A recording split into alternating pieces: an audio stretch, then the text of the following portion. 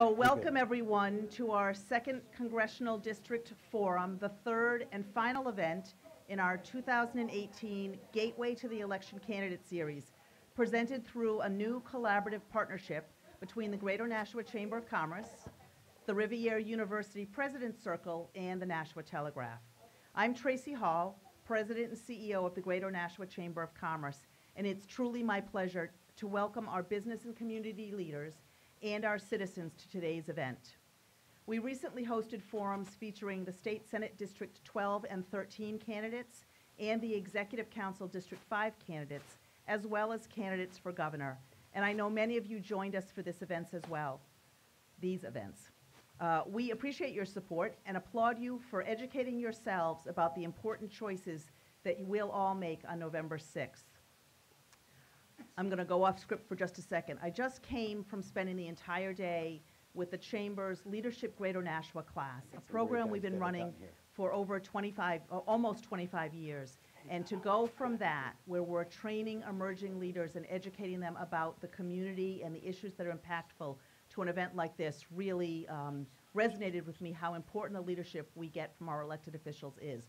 So I want to thank those of you who are in the room, who I'll recognize in just a sec, for your leadership, as well as the candidates who are here with us tonight.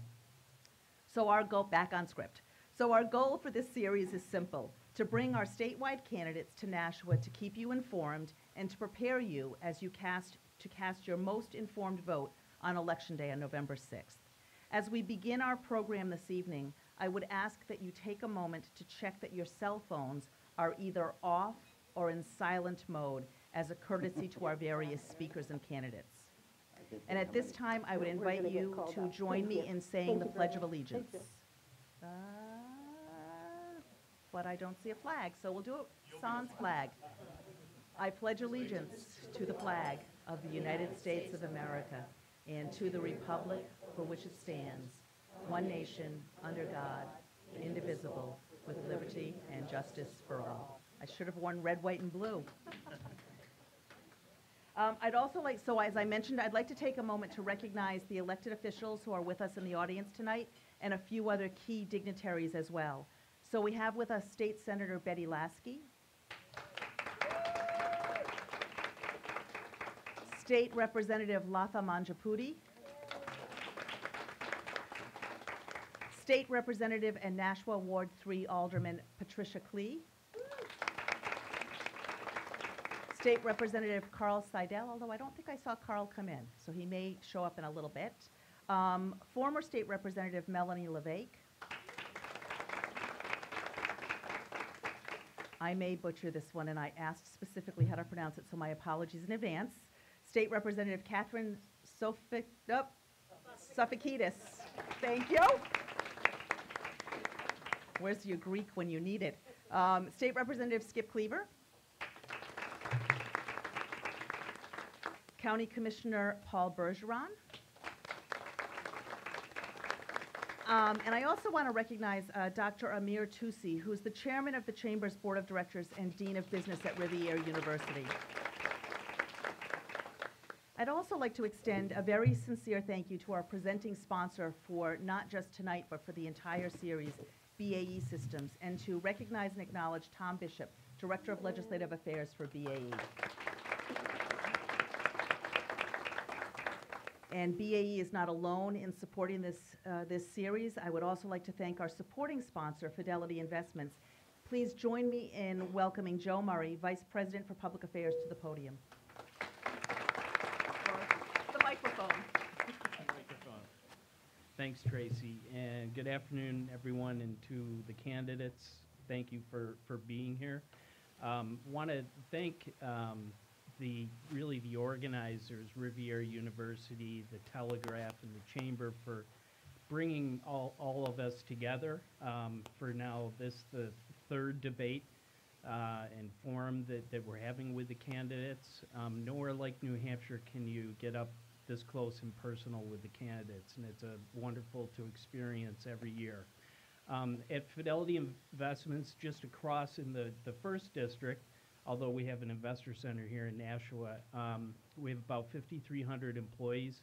And what happens in Washington really matters to our company and most importantly, our customers who are saving for all sorts of reasons, including retirement. In New Hampshire, though, it's more of a workforce issue, and that's really our top priority for Fidelity in the Granite State. We have over 150 open jobs right now.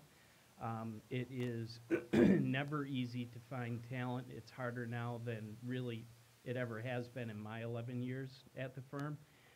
So we're interested to see how the federal government and our state government can work together to keep that talent pipeline flowing. So with that, thanks again, and look forward to hearing from the candidates. Thank you, Joe.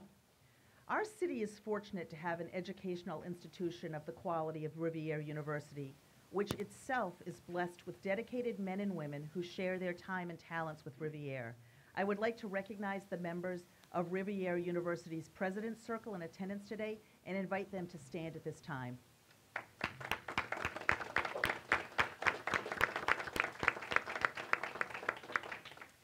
A key reason for the continued success and very high quality of Rivier is its leader, whose wisdom and vision inspire her students, her staff and faculty, and her community. It is my great pleasure to introduce the university's president, Sister Paula Marie Bewley.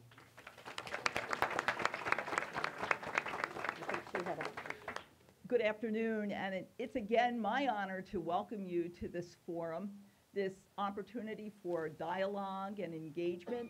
A very warm welcome to our candidates. For Rivier University, we're very proud to say that Nashua is our home and the world is our classroom. And to be faithful to the promise, we're focusing on developing the next generation of citizens, of nurses, of security specialists, of behavioral health workers. We're focused on developing really the workforce that is such a fabric for our community. So again, it's our pleasure to represent higher education and to recognize the deep value of partnering with the Chamber of Commerce and the Nashua Telegraph to present this series. Thank you and welcome all. Thank you, Sister Paula. And two last introductions. Please welcome my co-moderators and partners in presenting this Gateway to the Election series, Paul Clark, Rivier University's President's Circle Chairman and President and CEO of Clark and Levy Benefits, and Heather Henline, publisher of the Telegraph. So a few rules of the evening that the candidates will be following. The order of the candidates was predetermined by a coin toss this evening. Each candidate will be presented with the same questions, and each will have 2 minutes to respond. Our chamber staff member, actually our chamber volunteer, thank you, Mr. Appleberg, will be in the front row, and he'll hold up cards for you. So you'll get a card when you hit the halfway mark at a minute, a card when you have 10 seconds remaining, and when your time has concluded. And I'm going to ask Mike if he can also set his timer so that it rings when it goes off, so you'll get that audio as your time runs out as well. So please make sure that you kind of look towards him on occasion and keep yourselves on time.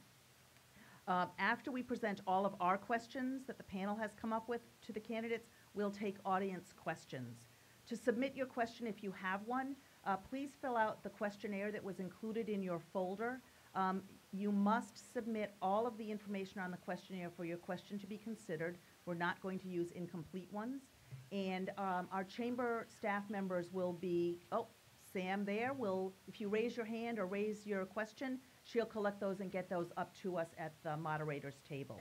We are looking forward to an informative conversation today, and of course, your courtesy and respect for all candidates is appreciated throughout the program. So one last reminder, check your phones.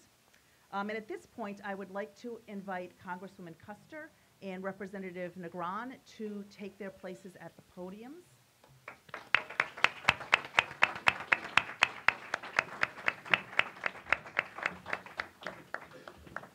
And per the coin toss, that's going to trip me up all night.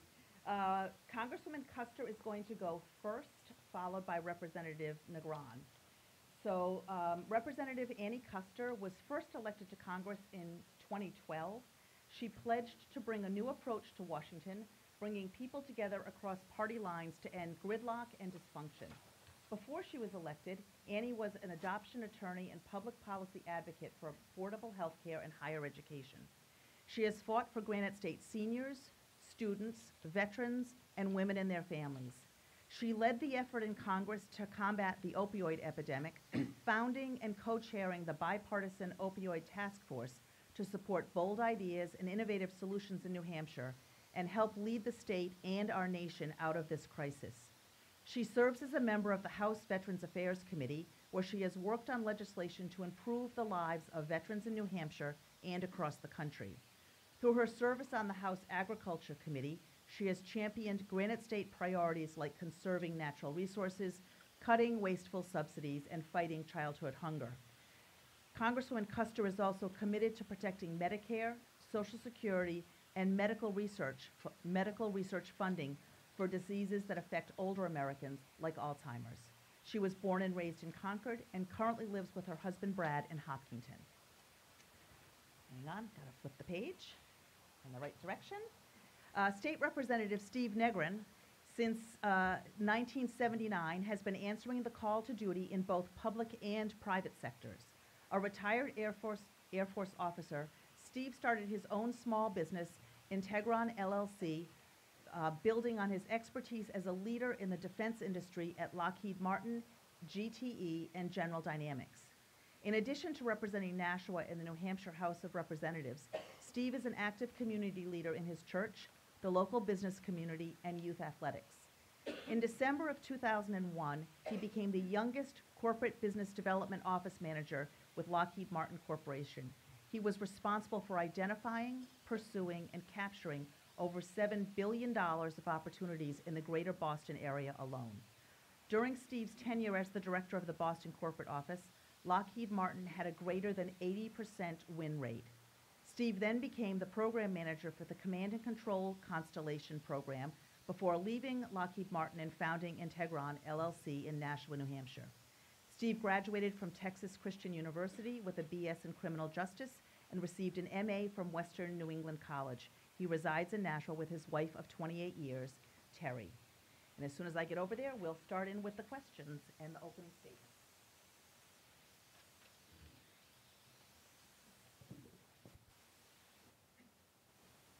Thank you again both very much for joining us this evening. At this time, I would invite Congresswoman Kuster to proceed with her opening statement. Great. Well, thank you very much to Rivier University, the Chamber of Commerce, and the Telegraph for hosting this event. And thank you to our sponsors and to everyone participating. I also want to take a moment to thank Mr. Negron for accepting our civility commitment. This has been a very civil campaign, and I think we've had a robust discussion about the issues, and we will today. So it's appropriate that we're here in Nashua, 1/10 of the 2nd Congressional District by population, and obviously the cornerstone of the economic engine for the state. You're called the Gate City for a reason.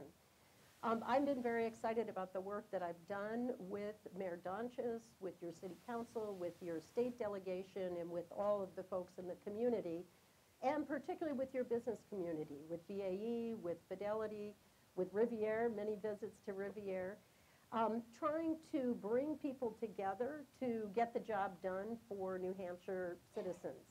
And by that I mean improving the economy. We're now 2.7% unemployment, so that's a big improvement from when I started. Now it's a different kind of challenge. Now it's about making sure that people have the skills of the 21st century. We'll also talk today about the work I've done to combat the opioid epidemic, and a lot of the great ideas that are coming from right here in Nashua that I've had the chance to share with my colleagues in Washington. And we'll talk about the work that I've done for veterans, for our farmers and eaters on the Agriculture Committee, and for just improving the quality of life overall here in New Hampshire. So it's an honor to be with you, and thanks so much for hearing us out. Well, thank you very much. And again, to reiterate what Congresswoman Kuster said, it has been civil, and it's proof positive that we can have differences of opinion but still work together to get things done.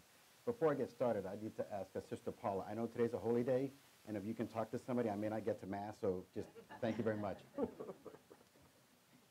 This is the most significant election in my lifetime. It's clear. And you all have a choice. You have a choice and a decision to make as to how you want to bring this country and to move this country forward. There's no questioning the successes we've had over the last 2 years with our current administration. It's been booming. We can all open up our 401k. Where's my Mr. Fidelity guy? Thank you very much. We can all open up our 401k and see that, we're pretty happy with the results. The reason why we're happy with the results is because we have some great priorities that are being put forward. And we all want to maintain those priorities. And I think that's what we're looking at here. If you know what's going to happen, if you allow Congresswoman Kuster back into office, the issue is going to be she's going to undo everything that we've worked so hard to do. And I think that's not what we want as a city. It's not what we want as a state, and it's not what we want as a country. It's been hard work to get to where we are right now. And I love this city. This is my adopted city. I've been here 29 years. And so my role as your congressman is to make sure that I do everything possible in my power to support the governor, to make sure that those things that he needs currently we can get to so that the city of Nashua can flourish.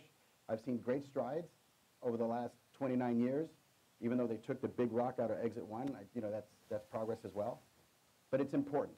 So you need to look, make your decision, be informed, and as we go through the debate, hopefully you'll see that really the right thing to do is to make the right decision for you, and that's for me to go to Congress. Thank you. Thank you both very much, and let's move on to our questions. And Congresswoman Kuster, you'll start first with this one. New Hampshire is third in the country for guns per capita. Please explain your stance on Second Amendment rights. Also, as this topic has become linked to school safety in recent years, please explain your platform with regard to ensuring student safety and address how to prevent other acts of gun violence, such as the recent fatal shooting at a synagogue in Pittsburgh. Well, thank you for the question, and I do want to start with the fatal shooting in Pittsburgh, and just to all of our Jewish community here in Nashua and across the state and across the country, our hearts are with you, and we've got to get beyond the hate that is driving people to desperate acts such as that shooting. With regard to the Second Amendment, there's a long history in New Hampshire. I support the Second Amendment, and I support responsible gun owners across the state who enjoy hunting. Obviously, that's part of our culture, but also people who want to protect their families and their home, obviously. My biggest concern, and this comes from my constituents across the state, including responsible gun owners, is how do we protect people in our schools, our synagogues, our movie theaters, and the list goes on and on. What I think we need to do, and it's different than my opponent's position, we need to close the background check loopholes. Right now, you don't need to do a background check for a personal sale or for a sale at a gun show.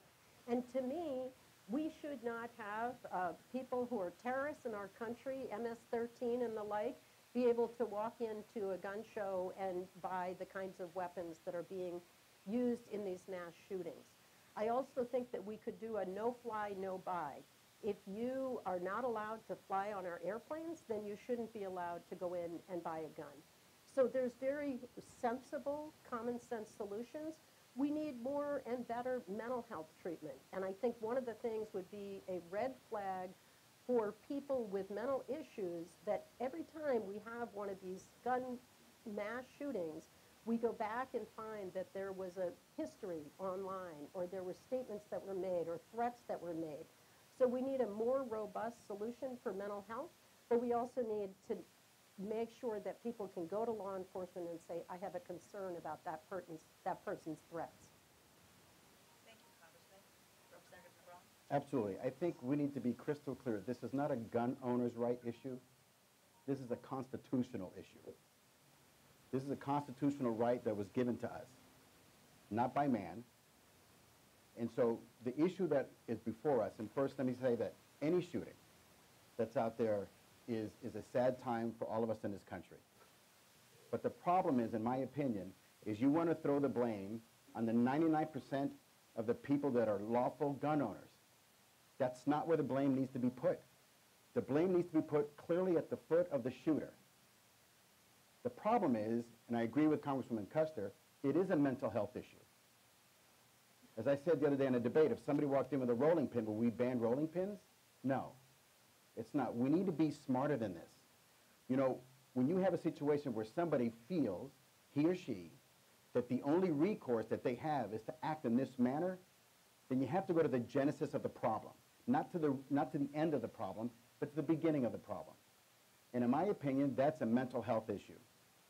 I don't think we have enough mental health people out there to provide the services for them that need it when they want it, and we need to make sure that we get them that help so that they don't get to that point where they believe that that's the only recourse they have.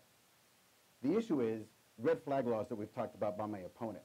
All I have to do now with red flag laws as they're proposed is just say, I think you're bad. And next thing you know, your guns are taken away from you, they're locked up, and all of a sudden you're arrested and you're taken off to jail. That's not what we are as a country. There is due process here. And so red flags are dangerous to a slippery slope to the Second Amendment. And not just the Second Amendment, folks. This is about the Bill of Rights. When you start chipping away at the mortar of the Bill of Rights, we see that's affecting us right now in the First Amendment, where they're actually taking speech and shutting us down on campuses. We're facing a very serious issue when we allow people to take away a foundational document that this country was built upon. Thank you very much. Thank you. For our next question, budgets and how our tax dollars are spent are prime concerns for many voters. We'd like you to address 3 areas: Social Security, the health insurance system, and tax cuts.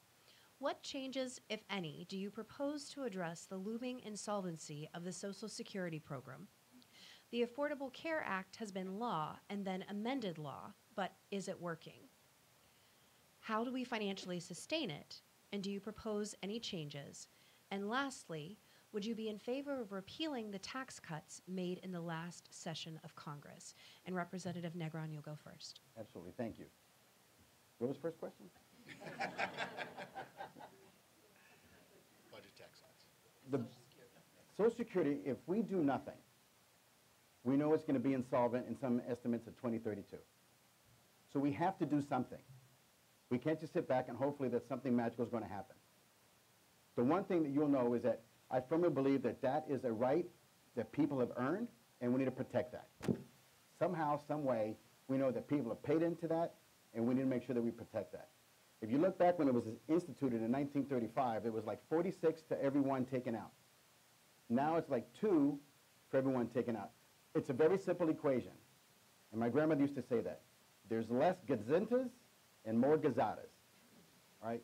We have to fundamentally change, and we have to do it in a way that preserves the benefit that people deserve. That's number 1. Number 2, the tax cuts. Absolutely, I think the tax cuts were a great idea. 90% of New Hampshire families benefited from that.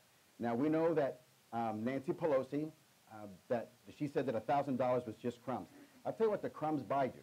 It can buy you an extra dinner out with your wife. It can actually go ahead and pay for soccer enrollment. It could pay for softball enrollment. $1,000 to New Hampshire families is a pretty big chunk of money. And we just kind of spoof it off. And then you'll hear my opponent say that it was just for the top 1%. And let me tell you from a businessman, let me tell you what money in my pocket allows me to do. It allows me to expand my business, allows me to hire more people pay more taxes, and then that's the wheel that we need to get upon. That's what we have to do for those. And the third question was?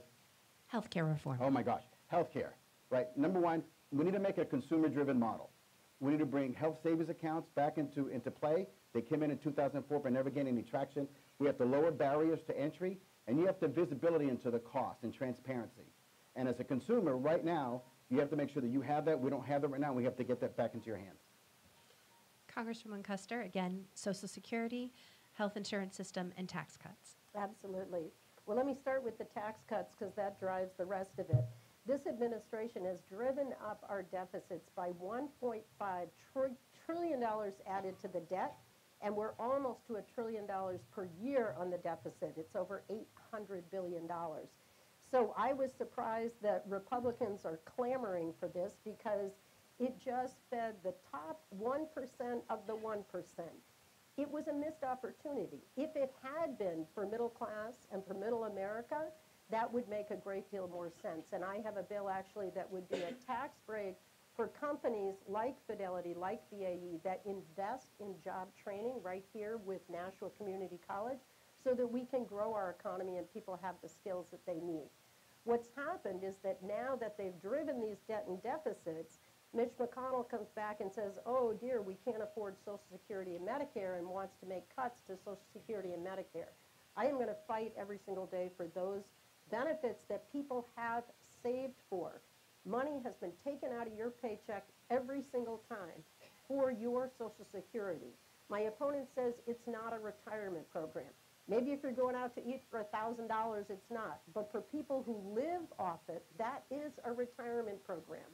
And I'm going to defend it. We can fix it by raising the cap on the withholding of wages, taking Social Security out. It's $128,000, but we can do better than that.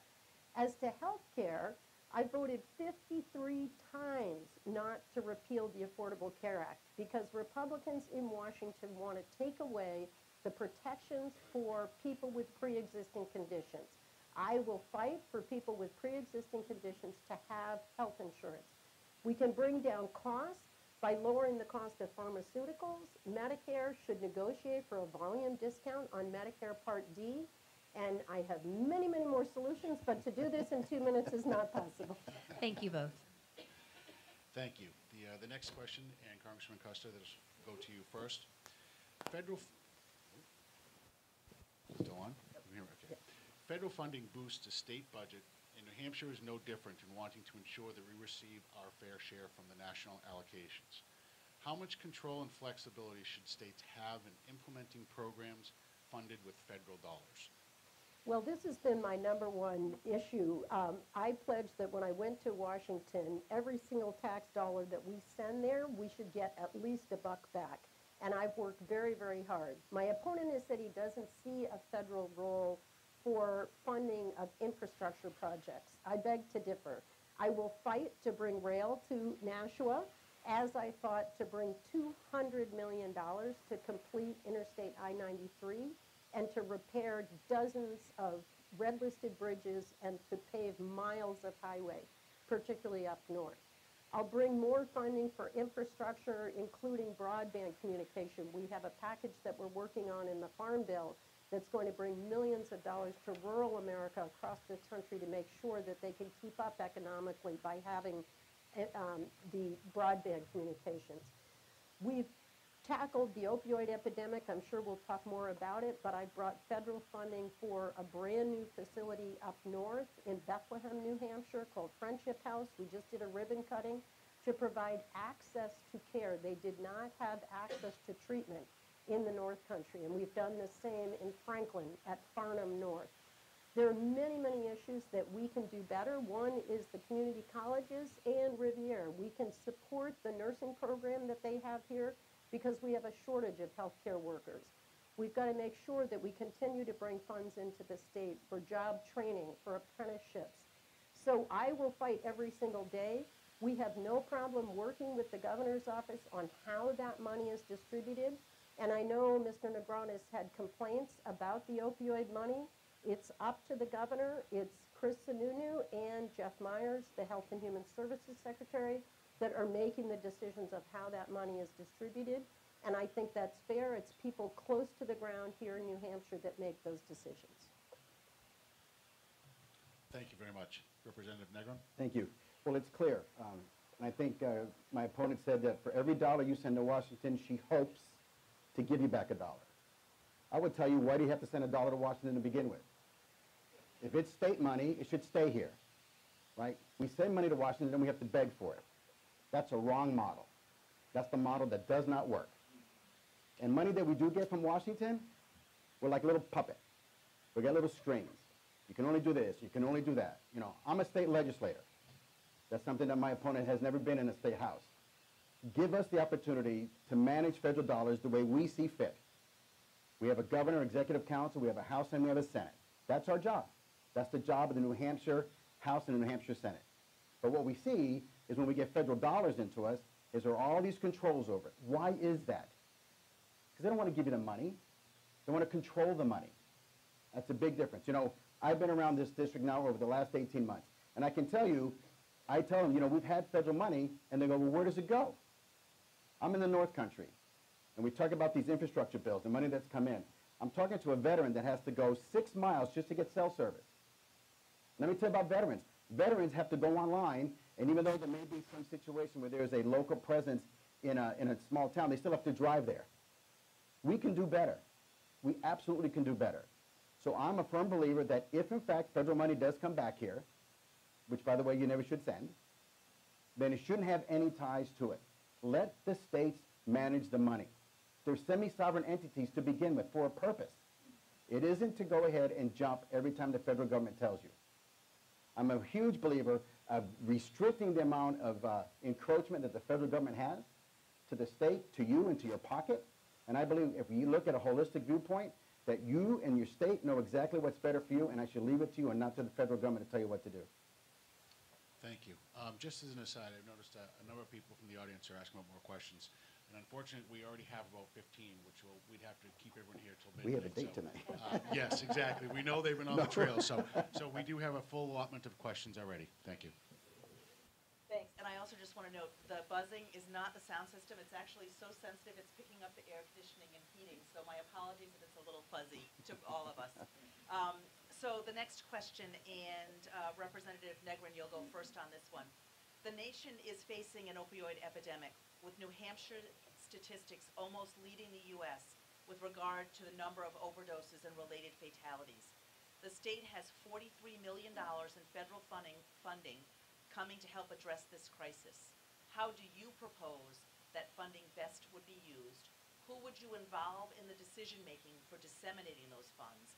And how do you know what is working and what isn't in this fight against addiction?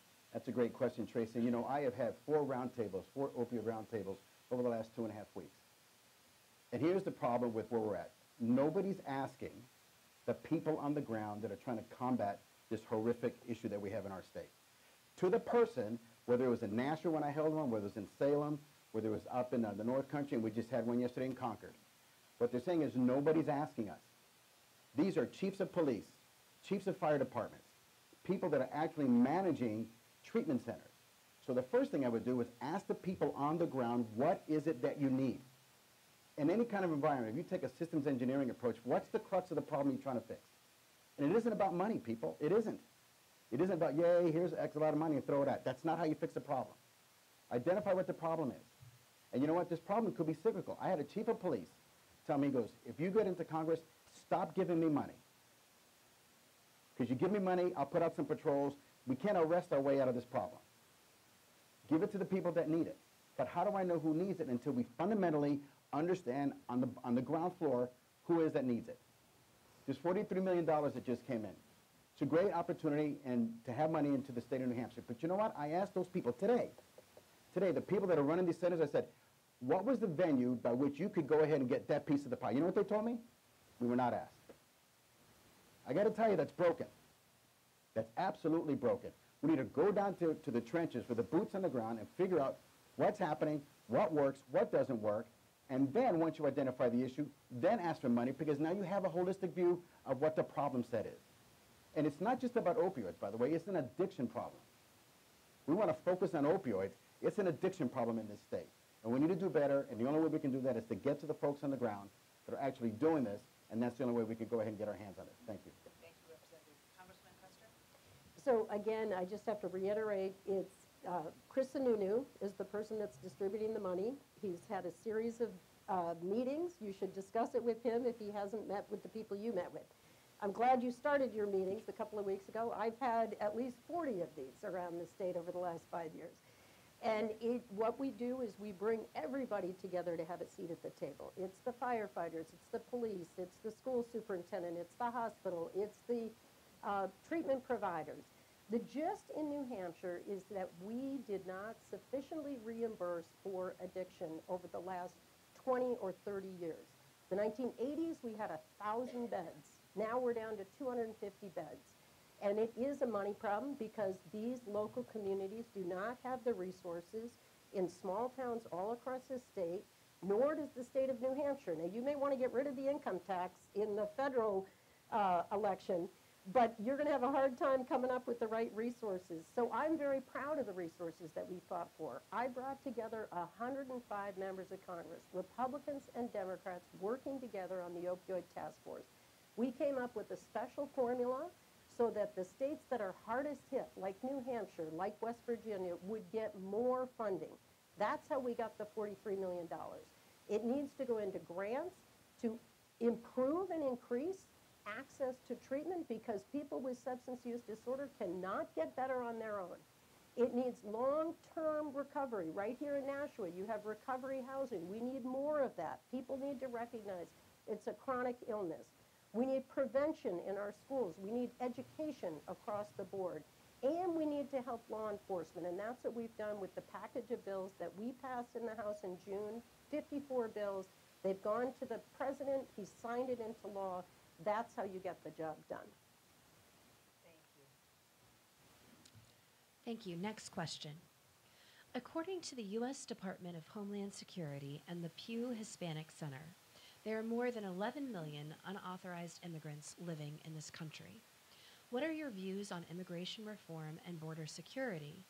And how would you personally handle the 1,000 plus group of people about to arrive at the border as part of a caravan that's currently making worldwide headlines?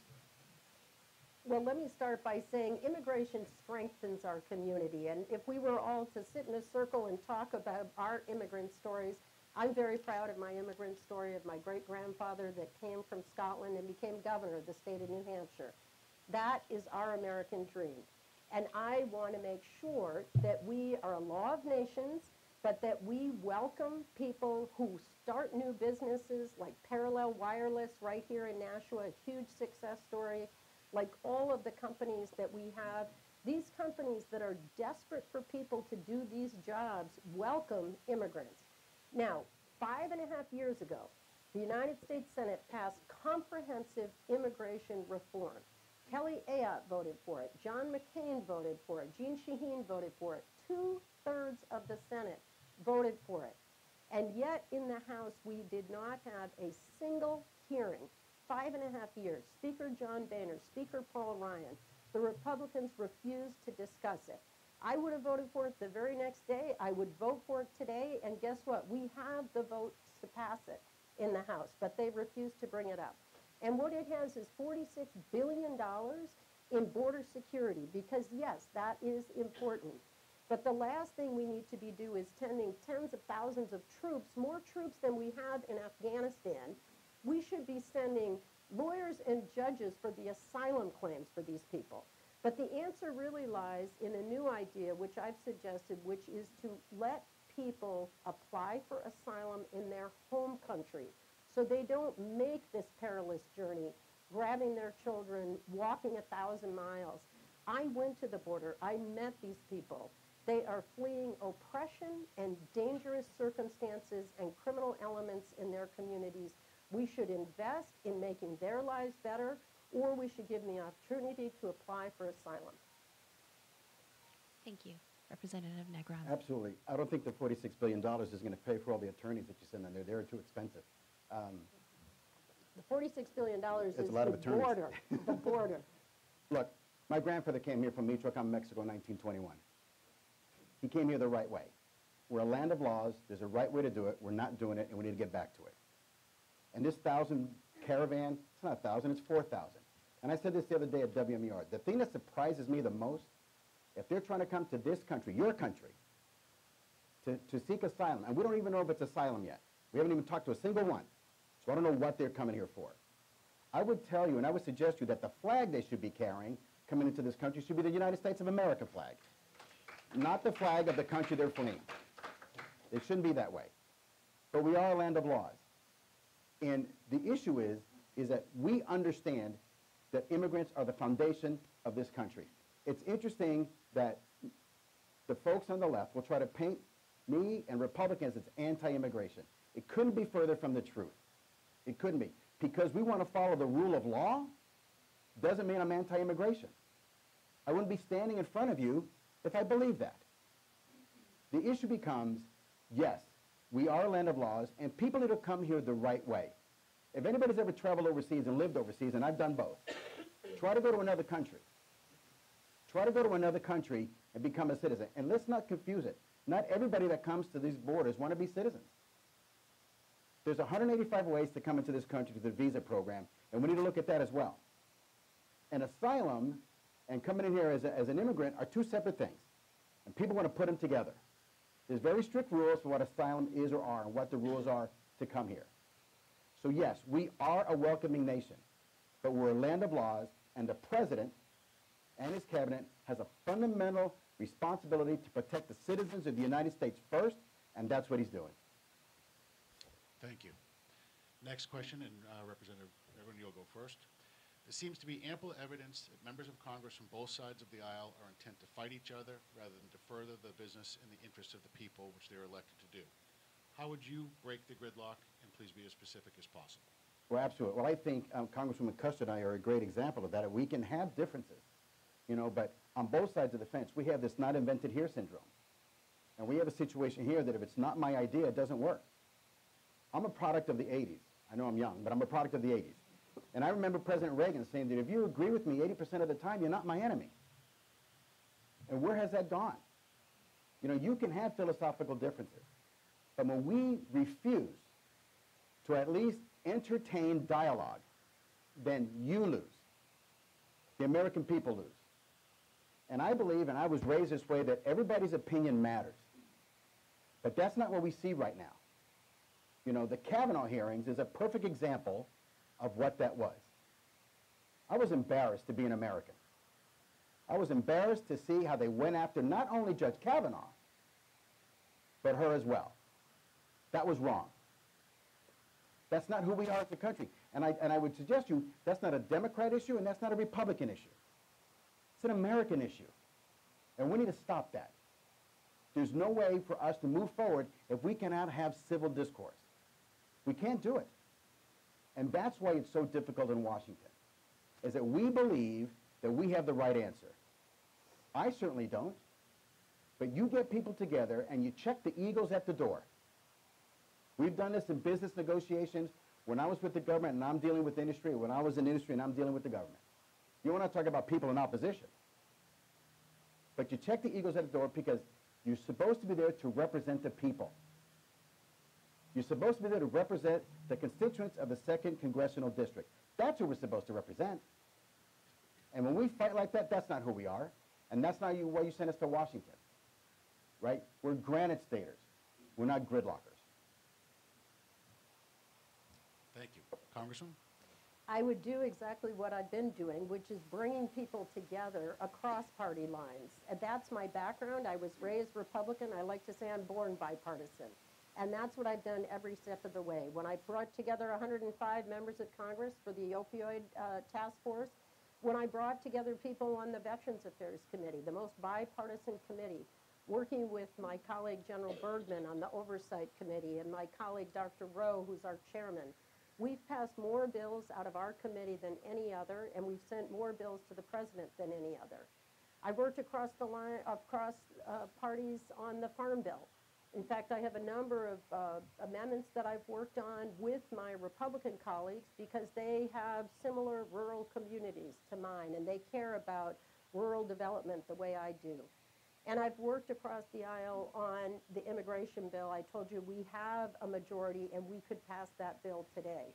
But what's happened in Washington is really one party, and led by the vitriol coming out of the White House, has polarized the debate in the last 18 months. And it's become so toxic that it's very, very difficult to work together the way I do. Luckily, I've had success at that, and I will continue to do that. But I think just going down and rubber stamping the president's agenda is not going to look out for all of the constituents in this district. This is a very purple district. Look at Nashua, look at this room, look at every room that I'm in. It's Democrats, Republicans, and frankly, 40% of the people I meet are independent, undeclared, pox on both your houses. They are done with the party system. And my job is to listen to everyone, to go around this district. Every single weekend I come home. I'm around the district on Fridays and Mondays and Saturdays and Sundays to make sure that I am hearing. And every month I have a week to do town halls and meetings, and I visit companies, and I visit communities. That's how I take your voice to Washington. Thank you. The next question, and this will go to Congressman Kuster first. In October, Amazon elevated its internal minimum wage to $15 an hour. While, oh, hold on, let me do it again. In October, can you hear me now? I feel like I should be in a telephone ad. No, just speak into the mic, just close. In October, Amazon elevated its internal minimum wage to $15 an hour, while at the same time, the company also stopped giving stock awards and monthly bonuses to thousands of workers. Some workers believe that means their total compensation will shrink. What policies would you support to enhance job creation and economic opportunities for all employees? Well, I think, as I said, it was a missed opportunity in the tax bill. We should have been much more focused on helping these companies that are trying to deal with, frankly, a lack of qualified workers. Our unemployment in New Hampshire is so low that it's very difficult for them to find people that are going to show up on time, have the skills to do the job, be able to come consistently and stay on the job for a long period of time. So that's why the tax bill that I've recommended would provide incentives for companies to work with our career and technical high school programs and our community colleges to raise the skills. That's the best way for people to have better wages, is to have better skills. Right here in Nashua, we brought in the funding for the advanced manufacturing program, and more recently the microelectronics program at Nashua Community College. BAE actually sends the faculty in to teach that, and they hired 19 of the last 20 graduates from that program right on the spot. So you have an incredible economy here, but it's very sophisticated. It's technology, it's finance, it's healthcare, and we need people that have those 21st century skills. That's what I would do to raise wages, and I would provide more robust opportunities for benefits, because families need support. I support the family and medical leave. My opponent voted against that in the state legislature. I believe that it's challenging. I know this to be true. My husband and I raised 2 kids. We had 2 jobs, 2 cars. We were fine until the kids got sick and the cars broke down. And I know that families struggle. And I want to make sure that if they're caring for a parent with Alzheimer's, if they're caring with a brand new baby, that they can get paid family and medical leave. And that will give them the opportunity to come back to these jobs and to stay loyal to those companies. Thank you. Representative. Absolutely. Well, I can tell you firsthand that that tax package that was cut in December allowed me as a business owner to hire people. So I don't know what the issue is, why other companies couldn't do, but I did because of the benefit that it provided me. Unfortunately, they And didn't. we talk about minimum wage, and there's a reason why it's called minimum, right? A lot of people look at the minimum wage as that's the only wage you're going to get, and you're supposed to maintain that forever. You know, it's a starting wage. I would change it versus minimum wage. It's a starting wage. And as a business owner, when you dictate to me what the wage is for my employees, I think it's a little bit onerous, and I should make that decision based on what I can feel is the people that I'm hiring. And look, I agree. And I don't know where we went in this country where all of a sudden trades became out of favor. I remember in the 50s and 60s, if you were a carpenter, a plumber, electrician, that was a good job. That was a great job. And somehow this country has lost its way. And I believe that we need to come back to that point that we say, you know what, that's a great opportunity for anybody, young man or young woman, to start a trade, start a business, and be successful as you go forward. For anybody who's had any work to do, I tell you, electricians make a good living. Plumbers make a good living. But we somehow have got convoluted. All of a sudden, the only way you can be successful and viewed as such is with a 4-year education. I would tell you that's not the case anymore. We have a great community college system in this state. And I think that's a great opportunity to go out there and get you 2 years and then figure out if that's what you want to do afterwards. We have become so enamored with the opportunity of going to a 4-year university, and that's wrong. And we have to look at the educational system that's in here in this state, and this state has a great program for its community college, and I commend the community college of the system of New Hampshire. And yes, I did vote against the Family Medical Leave Act in the House, because when you peel back the layers, me as a business owner, I will determine what's best between me and my employee. And having to do that as a business owner, I don't have to be dictated to that. If there's anybody in my company you can ask, Mr. Negron is pretty fair. And when I need to go home because one of my cars is broke down, he lets me go. Thank you. Thank you. The next question, we'll start off with Representative Negron. According to Forbes magazine, the level of student loan debt in this country currently eclipses outstanding credit card debt. What would you do to help alleviate this burden for college graduates entering the workforce and those involved in the trade, as you just discussed? Absolutely. Well, first of all, I think that when you're a young man and young woman going off to college, you have a very basic decision to make. Can you afford to go to that four-year institution? And that's what we're talking about. That's what we're talking. We're not talking about going to community college. And I think a lot of people decide to go to a four-year institution. All of a sudden they realize, oh my goodness, I got this huge debt. Doesn't work that way. It does not work that way. They should understand where they're at, financially before they make that decision. I would tell you, if somebody graduates from college that has a degree, that has that debt, I would look at a program whether or not you actually have some sort of payback with the company that you want to go to. I've done that in my company right now, that I've actually brought on some kids, not necessarily that are graduated, but in their junior, senior year, and I helped them as a stipend, if you will, to help pay down their student loans. That's the kind of model that we need. I tell you, I shake my head. You don't know that you're going to have that much debt when you graduate. You know you're going to have that much debt when you're a freshman. So this shouldn't have come as a surprise. And I've talked to our three kids. My wife and I have raised two boys and a young daughter, and we had an option. Go to a community college if the financial resources are not there, and then after that happens, then go on to a two-year school. Well, I hear when somebody says, what about the student debt? Well, who entered into that debt to begin with? The student. So some responsibility has to be put at the student's feet. And I believe once they understand what it is and the cost, can we do some things whether you work with the Peace Corps or some other government entity that helps them buy down their debt if they're the ones that are in that kind of debt situation. I think that's a great idea. But we have to make sure that we understand that this came as no surprise to some of the students when they graduated. Thank you. Congresswoman? Well, New Hampshire is number 2 in the entire country for student debt. So it's not just their individual problem, it's our collective problem. Because they won't be able to buy homes, they won't be able to buy cars, they won't be able to settle into our communities and be the future. Look, I was shocked when President Trump proposed in his budget to eliminate that very program, the loan repayment program. They want to cut Pell Grants, they want to cut Perkins loans, they want to make it more and more and more difficult. I helped to create a program in the New Hampshire legislature that is a savings program for middle-class families. It's been hugely successful, the Unique College Savings Plan. That's what I believe in, helping middle-class families, low-income families to get to college, because otherwise we as a society sacrifice half the brain power. All of the people that have the talent to make our country better can't necessarily afford that, and we need to do better. I think we do need to focus on the loan repayment, particularly with healthcare, and I want to single out and thank Sister Paula and Rivier College for the emphasis that they're placing now.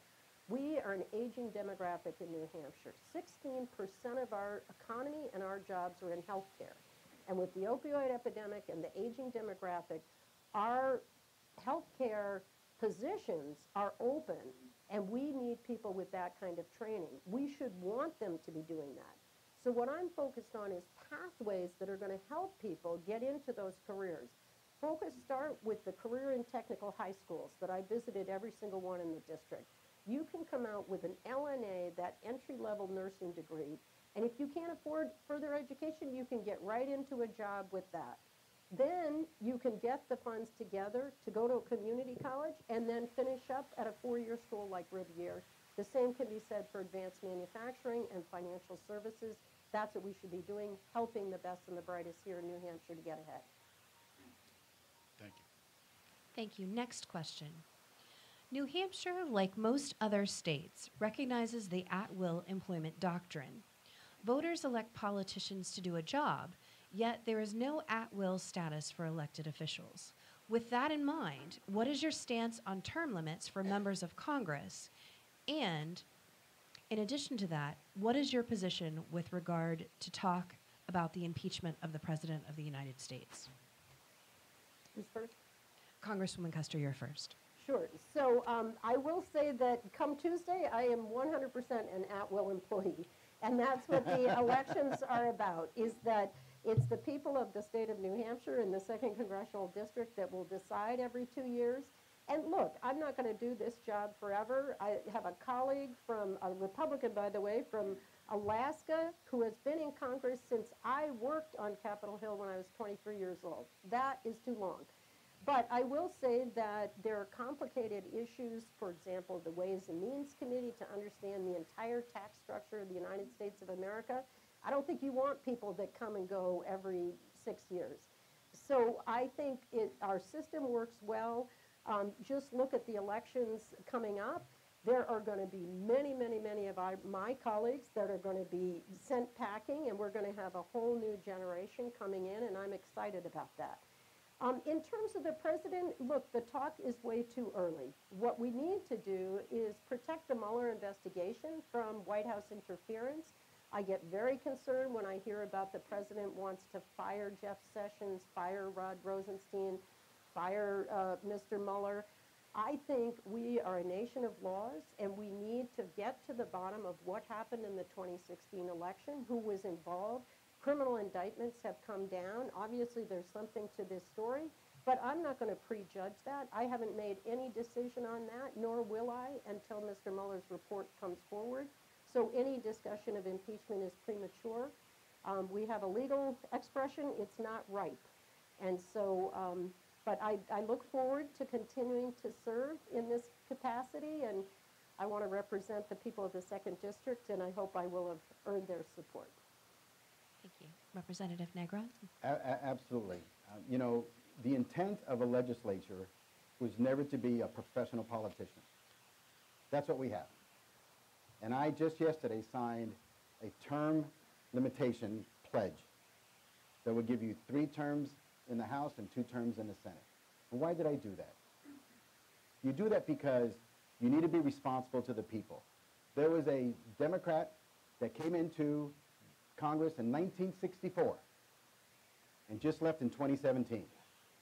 Pushed out, but he had to go. That's not what we're about.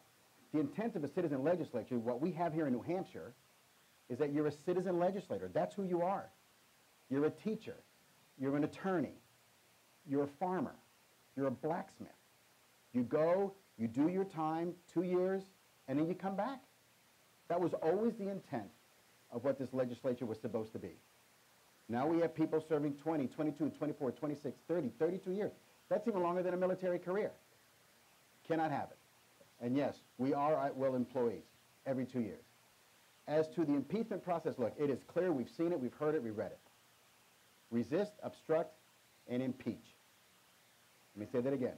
Resist, obstruct, and impeach. That's the game plan of the Democrats. They've said it. Nancy Pelosi has said it. She has openly come out and said, we take over the House, that's what we're going to do. That's not what we should be doing. That's not what we send legislators from our state to Washington. There hasn't been a single iota of evidence against this president. And can the president fire people? Sure. They're at-will employees as well. And if they're not functioning in the capacity that he needs him or her to function, he has every right to fire them. But people want to say, oh, he doesn't have that right, and he shouldn't be doing it. Not your call. You didn't win the election. You're not the president. He is. Thank you. The next question will start off with Representative Negron. Our country faces internal and external threats to our national security. In your opinion, what needs to be done to address attacks on the home front and to strengthen our relations with our global allies and protect us from our foes? Absolutely. Well, that's right in my wheelhouse. I'm a military guy. Been it my whole life. I grew up in it, I lived it, and now I'm the father of veterans. I'm an ICBM guy. I understand the nuclear world.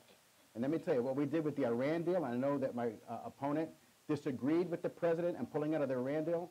I'd love to talk to her about some of those things, but I don't think she has the level of classified information that I do. It was wrong. And let me tell you what this president has done. He has put this country back on the world stage. For 8 previous years, we hid in the shadows. We draw a line in the sand and people crossed it. We draw another line in the sand and people crossed it. There's a document called the National Security Strategy. I don't know who's ever read it. There's 4 pillars to it. And the very first pillar of that is to protect the American people, both here and abroad. And what he has done with the military, and I got to tell you, as having a son that's serving right now, There's a pride in his voice. There's a little pep in his step because he now knows that there's a commander-in-chief that has his back. I can tell you 6 years ago that wasn't the case. And now he's ecstatic about being in the military. What he did with North Korea. And let me tell you the most important thing about North Korea. It wasn't about bringing him to the table. It was about repatriating American soldiers.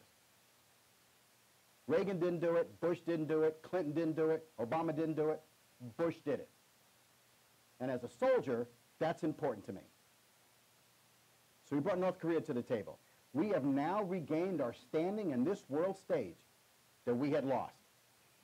And as a military guy, when you have that ability, that's how you protect our citizens. Because they know when you say something, you mean it. And here's a word in the world of business, right? You don't get what you deserve, you get what you negotiate. And our president is putting us back on the stage, getting us level set with a lot of these treaties that were bad, and he's putting the United States of America back where it belongs in an area of prominence. Thank you, Congressman. Number one, I'd take the telephone away and stop the Twitter. I think this president has done more to put our country at risk than any president, certainly in my lifetime. And I would say, as to North Korea, they still are preparing the nuclear weapons that threaten American soil and certainly our allies in South Korea. He started a trade war with China, and I think that is going to damage our economy. I'm very concerned about the impact of the tariffs, and yet the other day he says, what tariffs? The tariffs that he's imposed, that businesses right here in Nashua that I have been visiting lately to talk to them about the impact of the tariffs are going to end up having to close their doors because they cannot afford the increase in the prices on steel and aluminum for the machinery that they're making. I've talked to dairy farmers that are very concerned about the impacts of the tariffs on their products and the fact that they can't get the labor that they need because of all the wild talk that he's had on immigration. I think he's put us at risk in the Middle East. I think most thoughtful people agree with that by the actions that he's taken, not just the Iran deal that was about safety and about keeping Iran from getting nuclear weapons and putting more into that. But look at the situation right now with Saudi Arabia, where he didn't even respond on the Jamal Khashoggi with the war that they're fighting in Yemen. I could go on and on. I just think that he has increased the level of risk and the fear that people feel. And if you've read that book, Fear, by Bob Woodward, you will understand the chaos, the utter chaos that has gone in.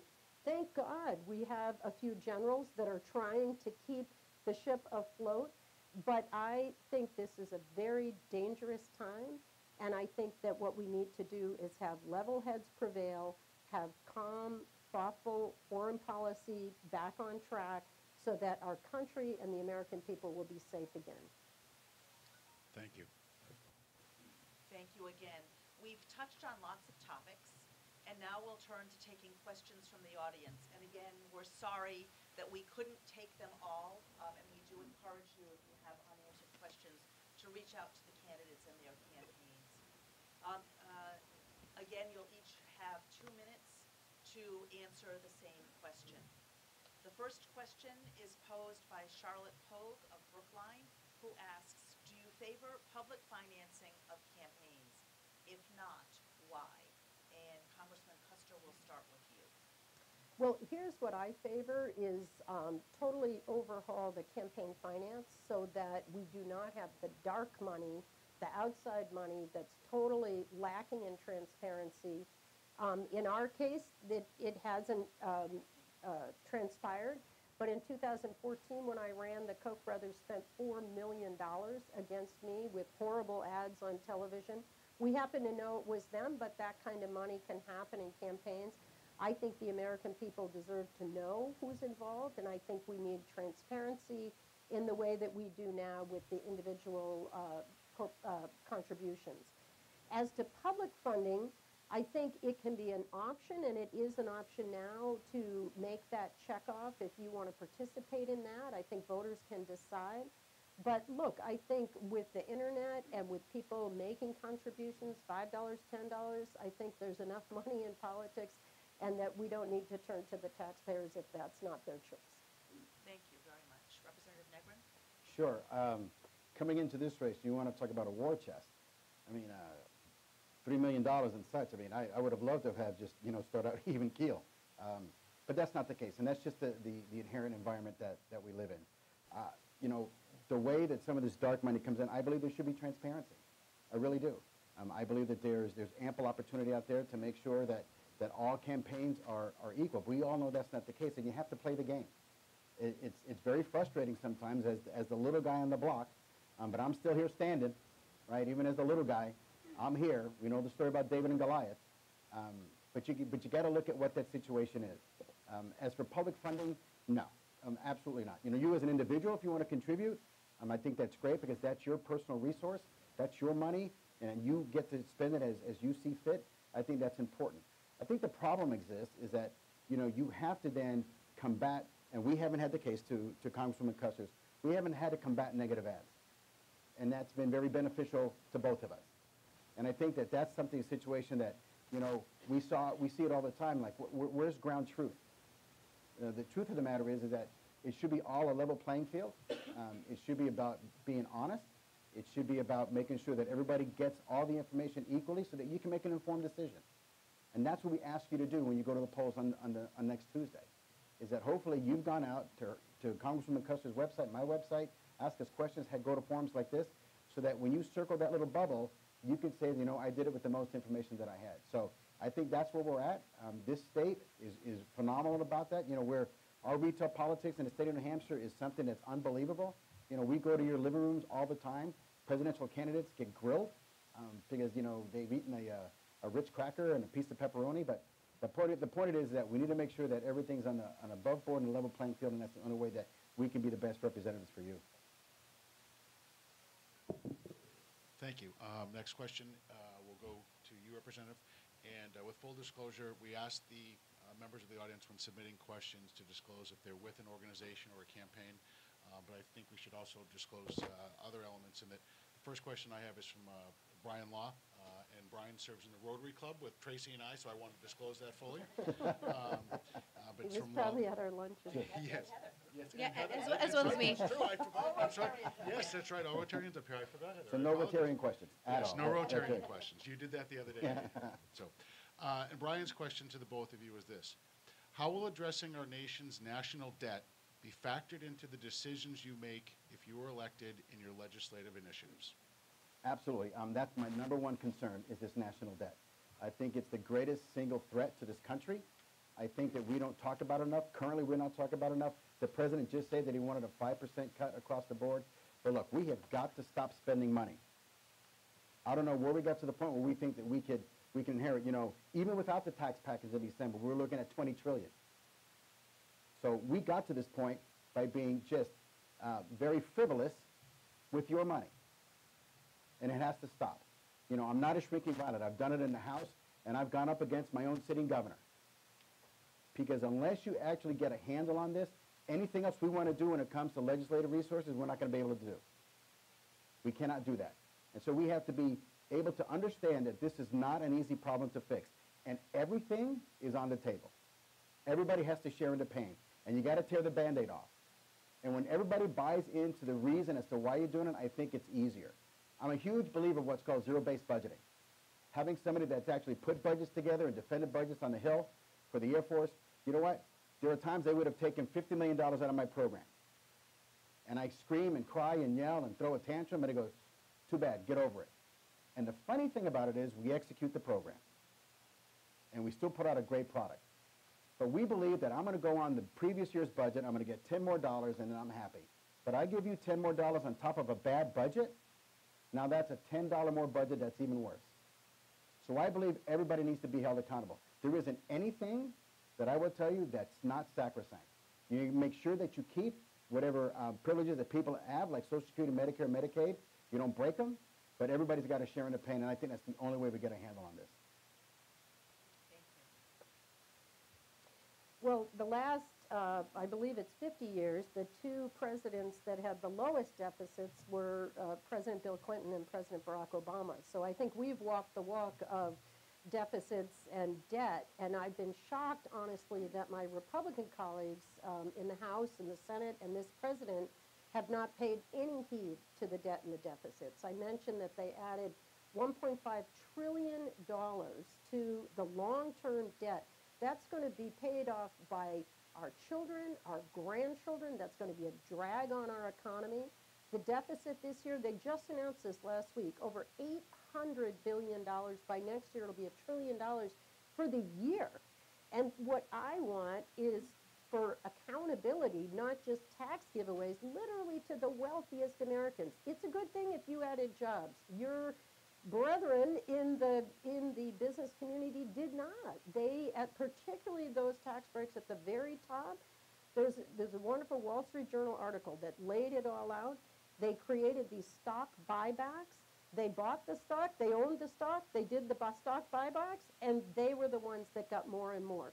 So if you're selling yachts, this is a great economy. But I want to make sure that we do not then turn around, as Mitch McConnell has, and say we can't afford Social Security and Medicare. There are 286,000 people in New Hampshire on Social Security and Medicare. And some of them, that's all they have. I go door to door here in Nashua with Meals on Wheels. And I go to the door and I meet people who are living on Social Security. It is very challenging.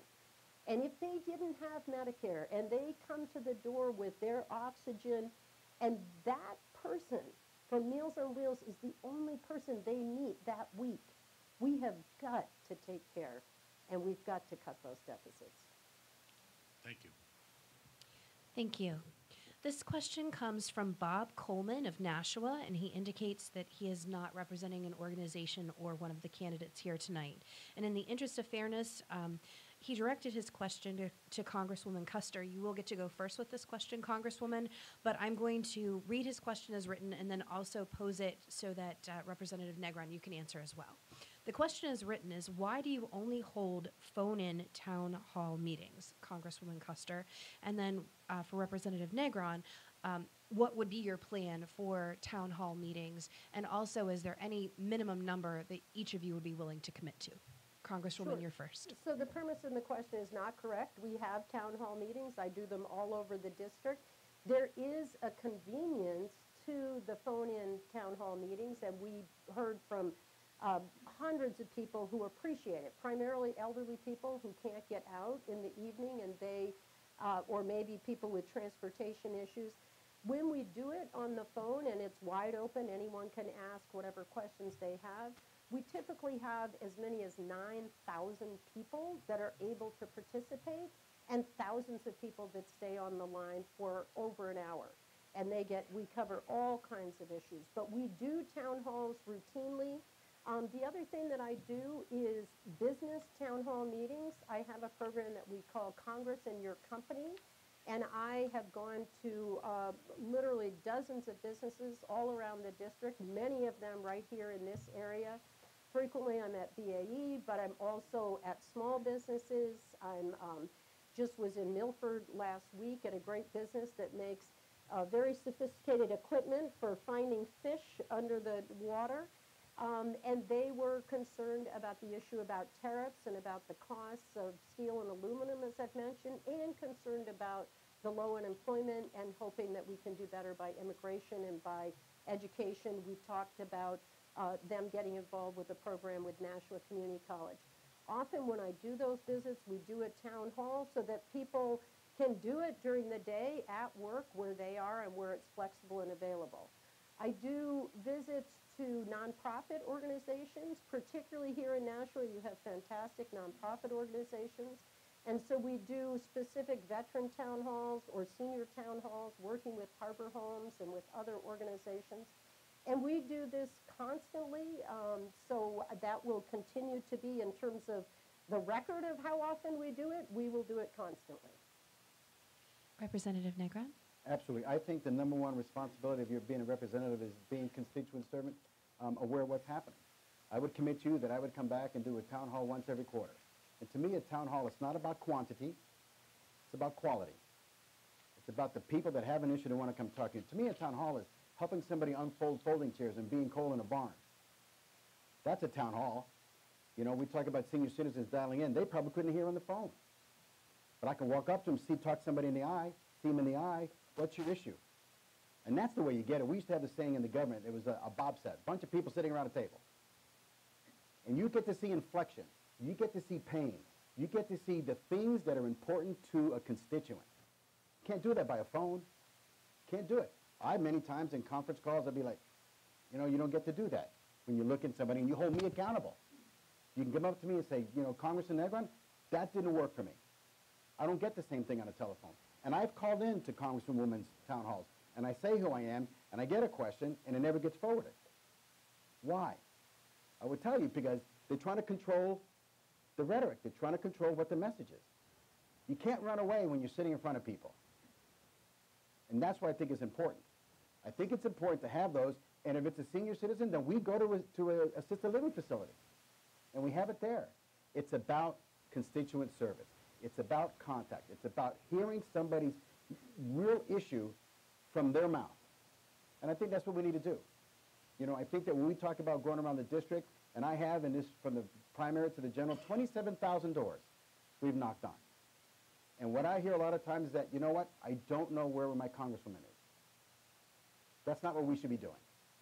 They should be saying, why are they back again? That's what we should be hearing.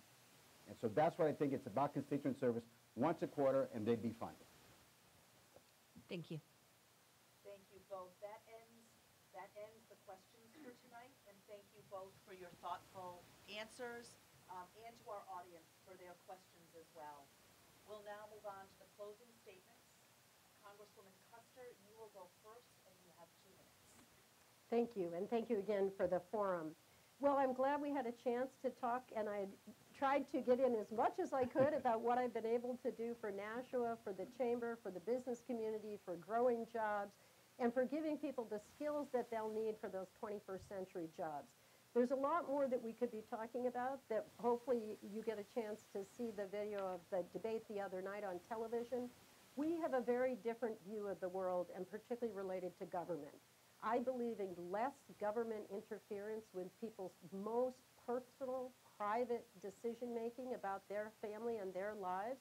But I do believe in a robust role for infrastructure, for bringing rail to Nashua, something my opponent has opposed, for making our roads and bridges and highways more robust so that people can get to work, do their job, and get home to their families, be a part of the community, go to Little League, do the homework, have a nice dinner, and get up the next day and do it all again.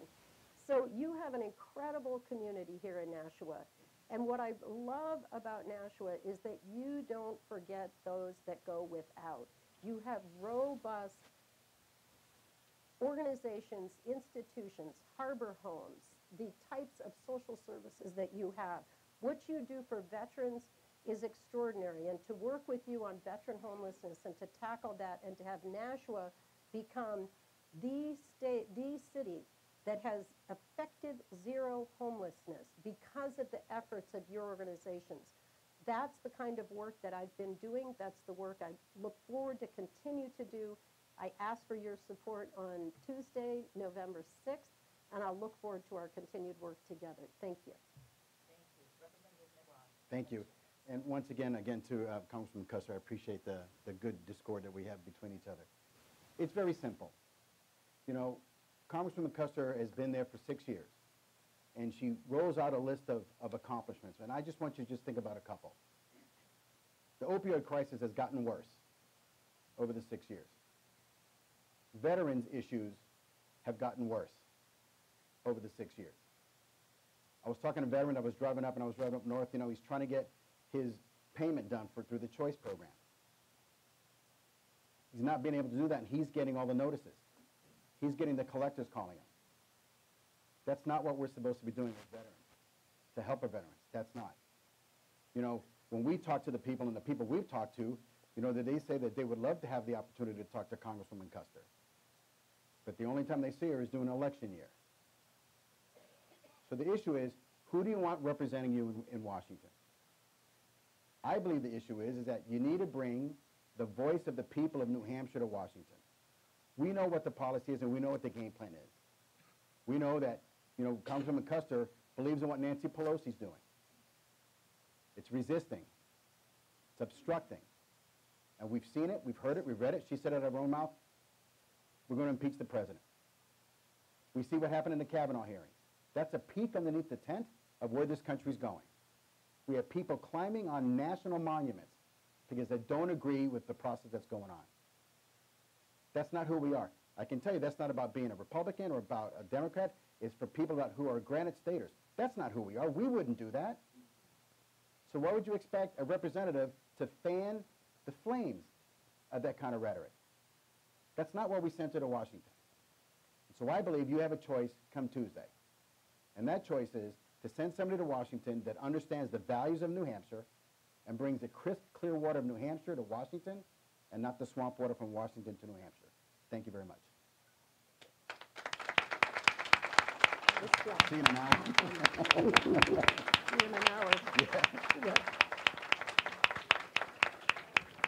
I'd like to thank Representative Negron and Congresswoman Kuster once again for their time this evening, for answering our questions, and for sharing their positions on issues and topics of importance to our citizens, to Rivier University, and to the Chamber of Commerce.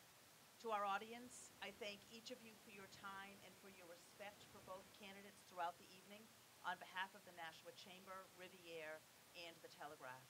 Of course, we encourage you all to vote on November 6th, and if I could indulge in a more personal invitation, I hope you'll consider joining us on November 14th for the Chamber's 90th Annual Gala, where we will announce and recognize our Citizen of the Year for outstanding contributions to our city.